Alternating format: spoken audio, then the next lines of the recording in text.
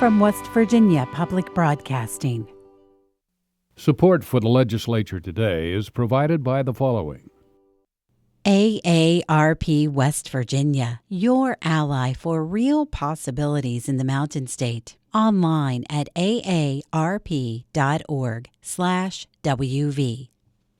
West Virginia Higher Education Policy Commission, working to double the degrees produced annually to meet workforce demands and grow West Virginia's economy. Learn more at wvhepc.edu. The W. Page Pitt School of Journalism and Mass Communications at Marshall University, providing hands-on education in advertising, public relations, and journalism across all media platforms. At the legislature today, senators take on new technology in a bill on the chamber floor, while delegates look for new ways to fund construction at the West Virginia Schools for the Deaf and Blind. We travel to southern West Virginia to check in on the progress of Governor Earl Ray Tomlin's legacy project, and newly elected Secretary of State Mac Warner joins us to discuss his legislative priorities. Those stories and more coming up on the legislature today.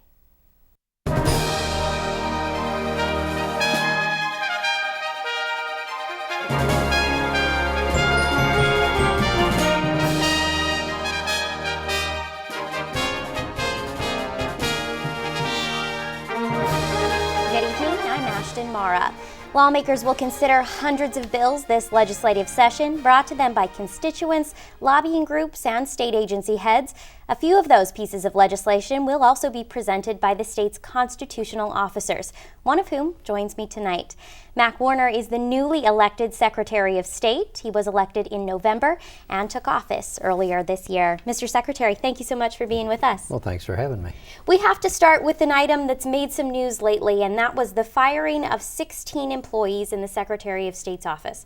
Now, I know there's not a lot that can be said because there's litigation in place, but let's start there. What about these employees who were let go?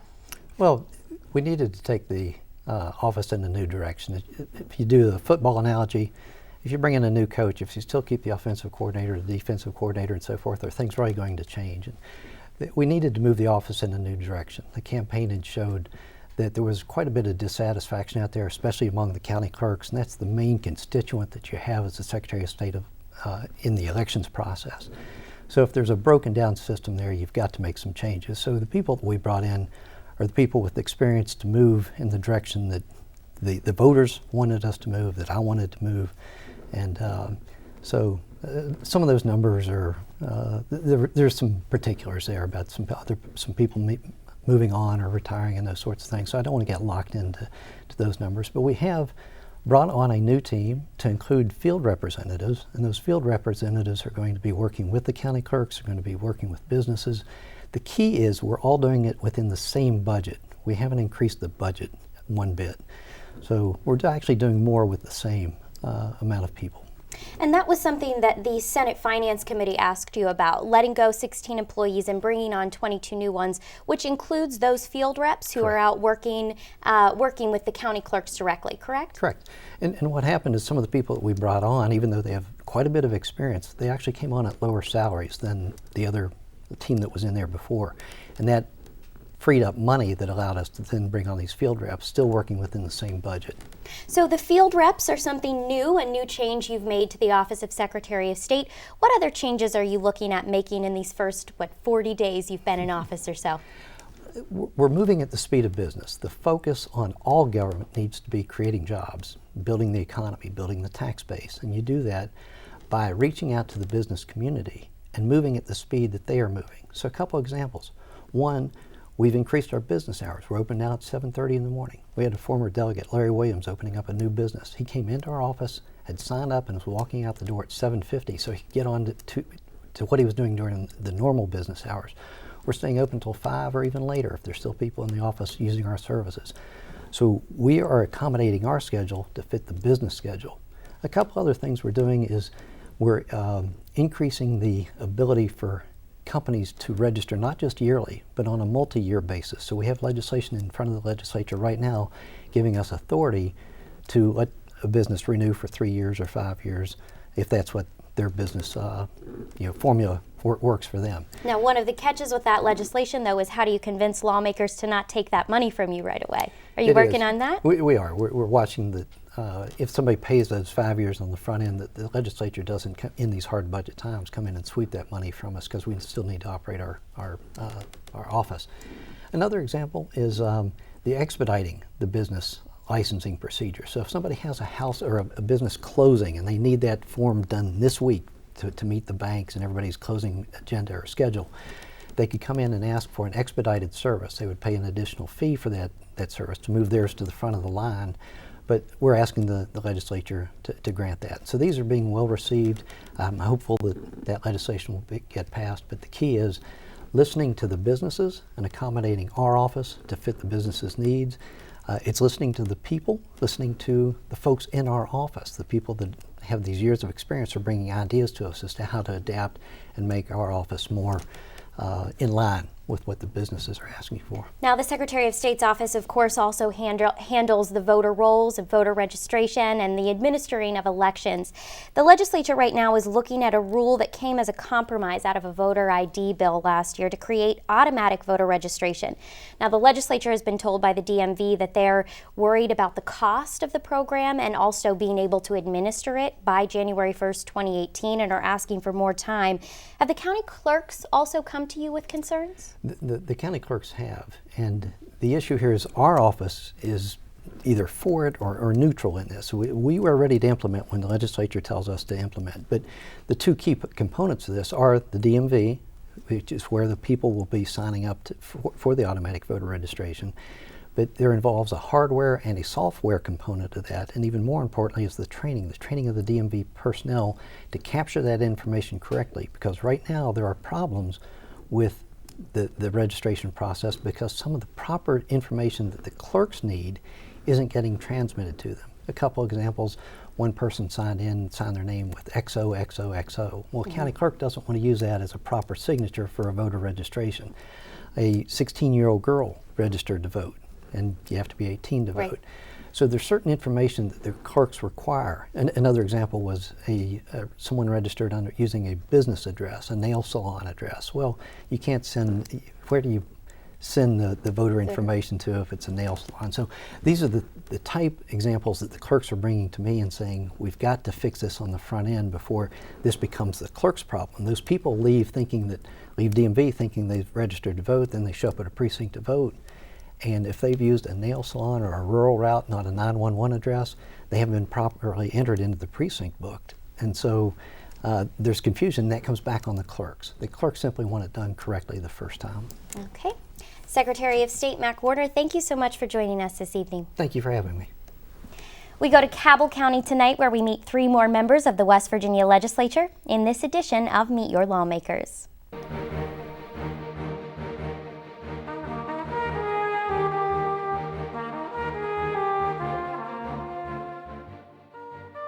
Mike Woelfel represents the state's 5th senatorial district. A Democrat, he's from Cabell County.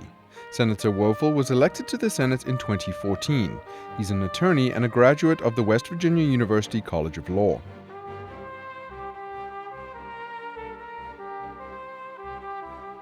Chad Lovejoy is a first-term member of the House of Delegates, elected in 2016.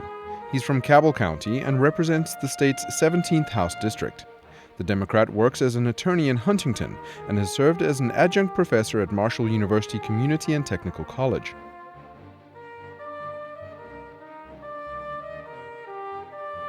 Matthew Rohrbach was elected to the House of Delegates in 2014 to represent the 17th District.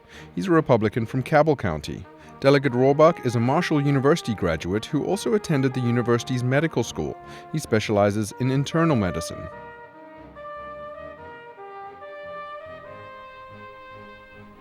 The West Virginia Schools for the Deaf and Blind have asked lawmakers for years to find a way to fund construction and improvement projects on their ailing campus in the Eastern Panhandle.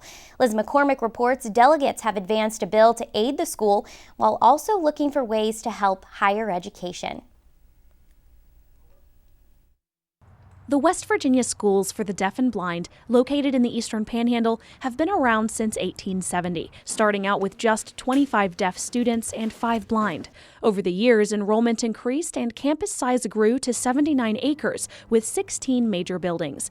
As time went on, the campus of the Schools for the Deaf and Blind fell into disrepair. Administrators at the schools say it would take roughly $1.5 million to take care of current construction and renovation needs. Unable to raise their own funds through bonds or levies to help pay for construction, repairs, or building upgrades like a county school system, the schools sought help from lawmakers. Those efforts over the past few years, though, have been unsuccessful, but members in the House are trying once again to help the schools find funding through House Bill 2123. Delegate Eric Nelson of Kanawha County is the House Finance Chair. We had this bill the last 2 years. It passed out of this body unanimously. What this does is just allow the school and the deaf and the blind who reach out to needy children throughout this whole state to compete for some of the funds in the SBA or the School Building Authority that they issue annually to fund major improvements. I urge passage. The first year, the bill was vetoed by then-Governor Earl Ray Tomblin, and last year it was held up in the Senate's Finance Committee. But today the bill was passed unanimously in the House. Delegate Ruth Rowan, a Republican from Hampshire County, is the lead sponsor of the bill. She says the battle has been worth it. Because I know these children, and I know how much they need this. So they're worth fighting for. House Bill 2542 was also taken up in the chamber.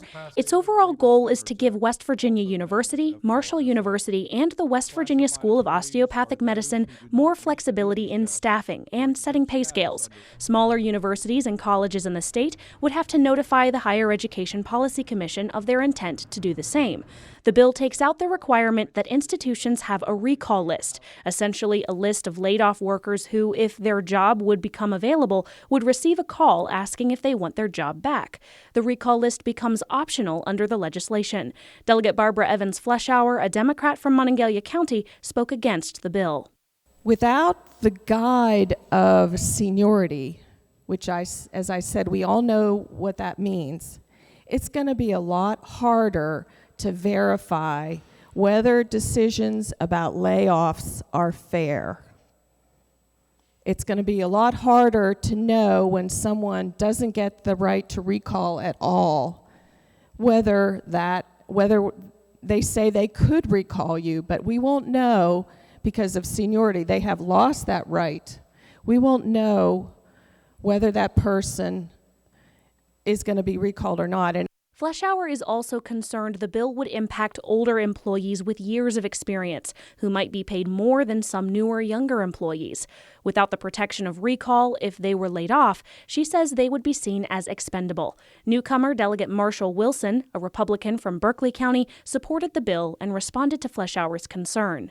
The thing is that when you are the most expensive employee around, the assumption is that you're that expensive because you're that valuable. If you maintain that value, once the company, once the organization has the resources to bring you back, they will bring you back because you're that valuable. They'll come out looking for you. Now, what we're talking about here is not removing anything from the schools other than a requirement that they perform this way. No one is saying they can't use seniority. All we're saying is we're not going to force them to. Several Democrats, however, argued the bill would open the door to age discrimination. House Education Chair Paul Espinosa says employees would still have the protection from the Federal Civil Rights Act, Age and Discrimination in Employment Act, and Americans with Disabilities Act. House Bill 2542 passed 61-38 and moves across the rotunda to the Senate. For the Legislature Today, I'm Liz McCormick in the House. Senators will be voting on a bill tomorrow to regulate the use of drones in the state. The bill has been years in the making, according to its lead sponsor. Senators made some clarifying amendments to Senate Bill 9 today, which will be up for a vote in the chamber tomorrow. The bill sets a number of guidelines for both the personal and professional use of drones or unmanned aircraft. Senate Judiciary Chair Charles Trump says his chamber has actually been working on the legislation for several years. But last summer, the Federal Aviation Administration released its guidelines for drones. But there's a good bit that the Federal Aviation Administration left to the states basically unregulated for the states to craft their own their own rules. And that's what this bill endeavors to do. Among its many provisions, Senate Bill 9 lays out guidelines for the use of drones on personal property and sets penalties for publishing images taken with a drone without permission of the subject. It defines how news organizations can use the aircraft and says law enforcement must have a warrant to take pictures or video with a drone unless it's for public safety or search and rescue purposes. With so many groups interested in the bill, Trump says it became a much more complex piece of legislation than anticipated. But I guess the bill is our effort to balance all those rights and interests with public safety and privacy in the operation of unmanned aircraft. Trump says drone technology has advanced at an incredible pace in the past 2 years, and the bill is an attempt to keep up with the advancements. One of former Governor Earl Ray Tomlin's goals during his administration was to help revitalize the economy of southern West Virginia. And although it's a difficult task, one of his projects to do just that is just beginning to take shape, largely with the help of the West Virginia National Guard. Clark Davis takes us to the Rock Creek Development Park for this look at a long-term project to bring new investment to the area. Space. That's one of the things companies look for when they consider locating in West Virginia. They want plenty of it before they'll commit to moving factories and warehouses to the state. But former Governor Earl Ray Tomlin says the lack of flat land is often a challenge for those working to diversify West Virginia's economy.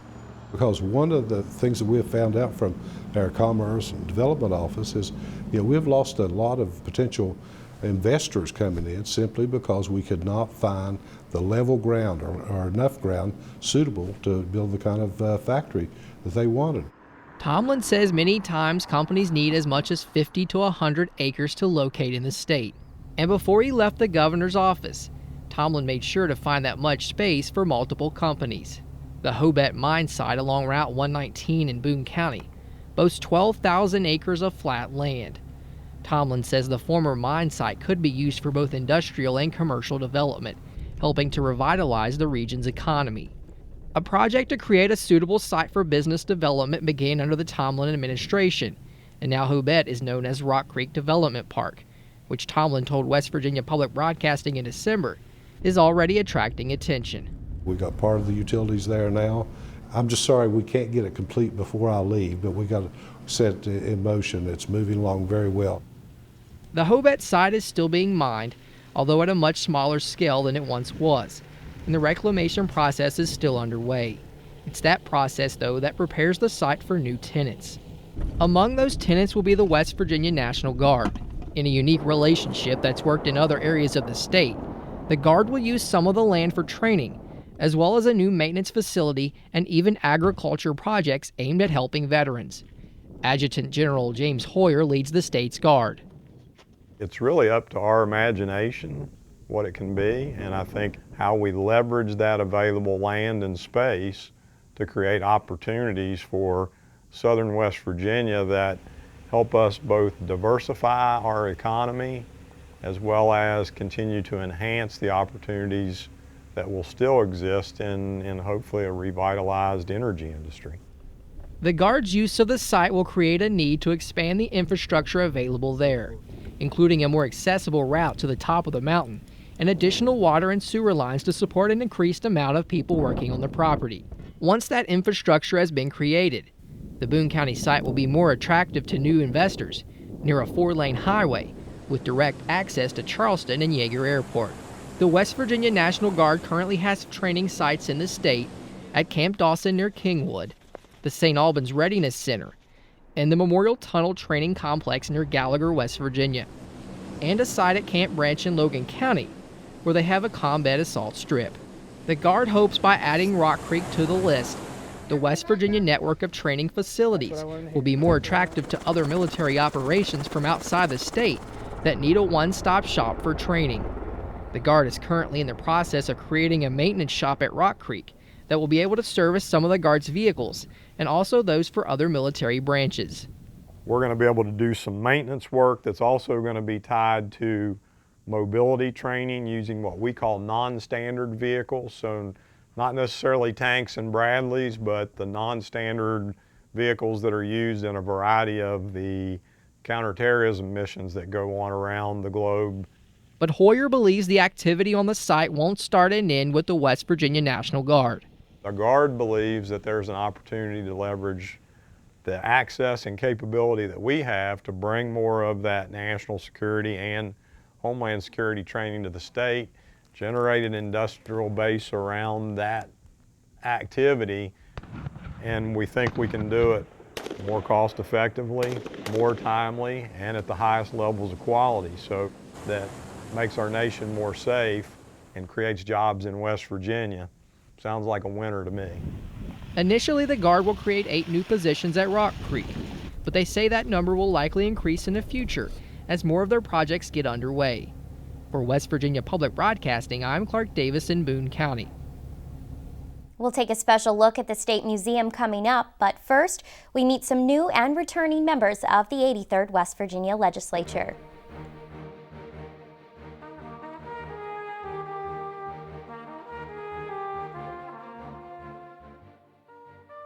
Chandler Swope is a first-term senator from Mercer County. He was elected in 2016 to represent the state's 6th senatorial district. A native of McDowell County, Swope is a Republican who owns a construction company and chairs the Senate Workforce Committee. He served as chairman of the board of the Bluefield Regional Medical Center from 2005 to 2009, but has not held public office.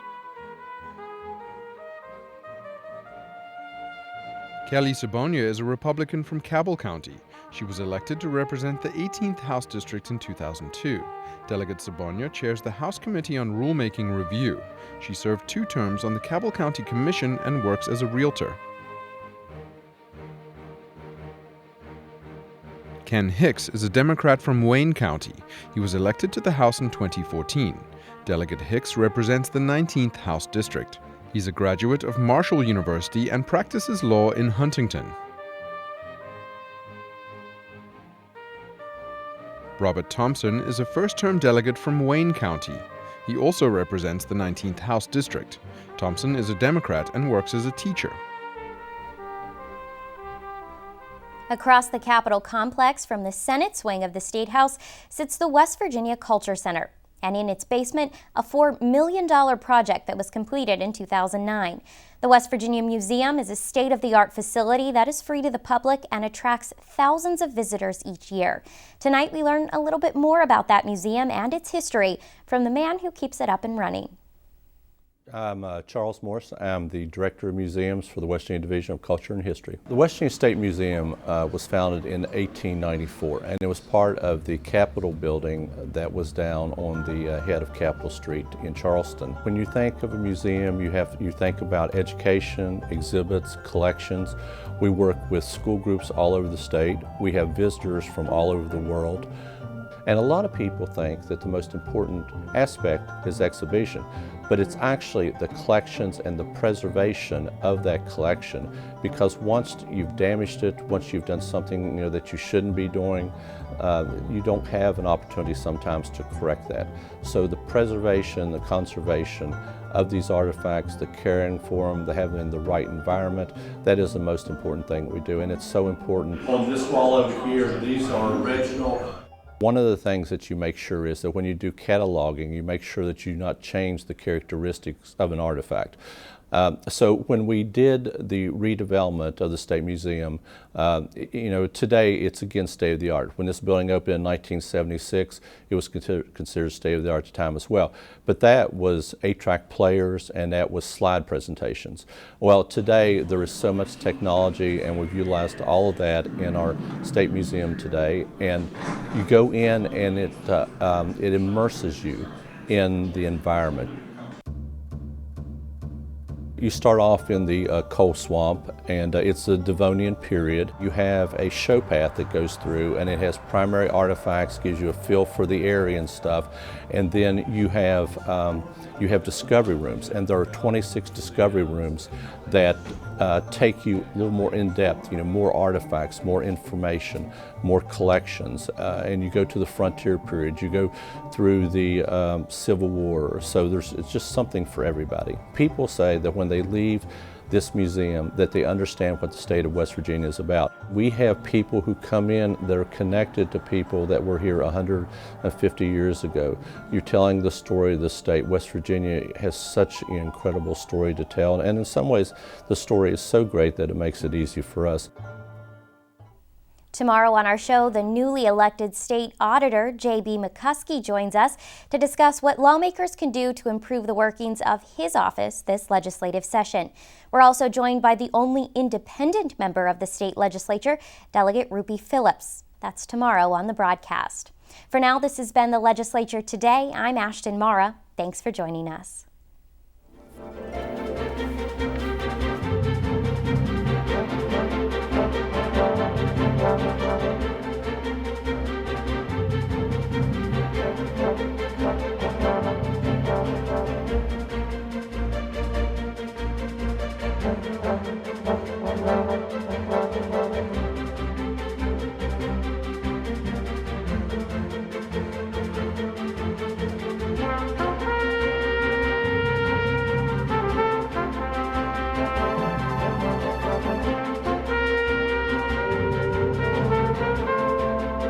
Support for the Legislature Today is provided by the following.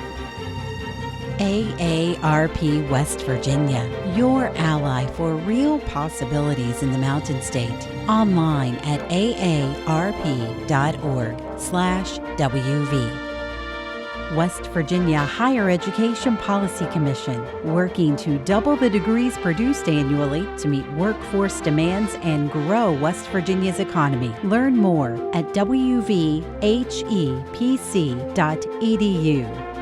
The W. Page Pitt School of Journalism and Mass Communications at Marshall University, providing hands-on education in advertising, public relations, and journalism across all media platforms. From West Virginia Public Broadcasting.